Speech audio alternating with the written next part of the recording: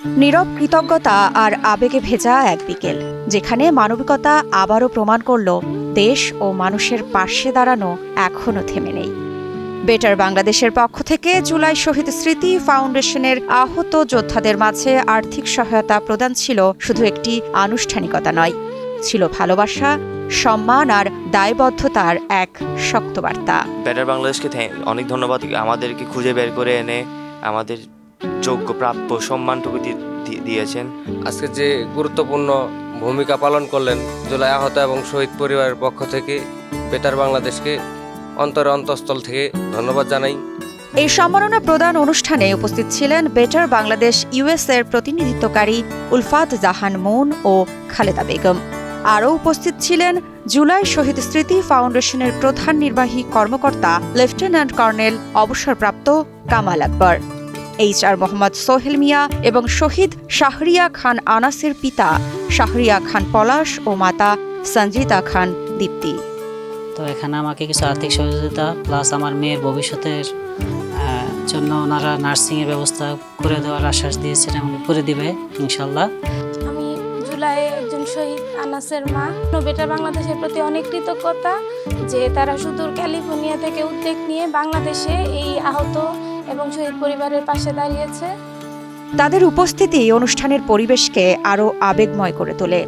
শহীদের স্মৃতি, ত্যাগের ভার আর আহত যোদ্ধাদের না বলা কষ্ট যেন মুহূর্তেই সবার চোখে জল এনে দেয়, আর পুরো পরিবেশকে নীরব সম্মান ও কৃতজ্ঞতায় ভরিয়ে তোলে।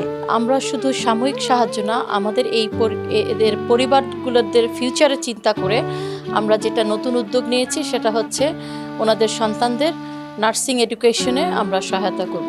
এটাই আমাদের আমাদের পদক্ষেপ, যে পরিবারগুলো যাতে মাথা উঁচু করে দাঁড়াতে পারে। তাদের মনে একটা কষ্ট, কিন্তু আমরা চাই না এইভাবে তারা কষ্টে থাকুক, কোনো রকম অবহেলিত থাকুক, এটা আমরা চাই না।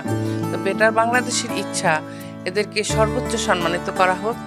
এই দিনে যারা সহায়তা গ্রহণ করেন তারা হলেন মোহাম্মদ রবিউল ইসলাম, মোহাম্মদ আফসার হোসেন, মোহাম্মদ খুরশেদ আলম, মোহাম্মদ জাহিন জামান এবং ফরহাদ। কেউ পেয়েছেন 30,000, কেউ 40,000 টাকার আর্থিক সম্মাননা। অর্থের অঙ্ক যতই হোক, এর মূল্য ছিল অসীম, কারণ এটি তাদের ত্যাগের স্বীকৃতি। বেটার বাংলাদেশকে আমাদের অন্তঃস্থল থেকে, জুলাই ফাউন্ডেশনের অন্তঃস্থল থেকে ধন্যবাদ জানাতে চাই যে আপনারা সম্পৃক্ত হচ্ছেন প্রতিনিয়ত নিজ থেকে।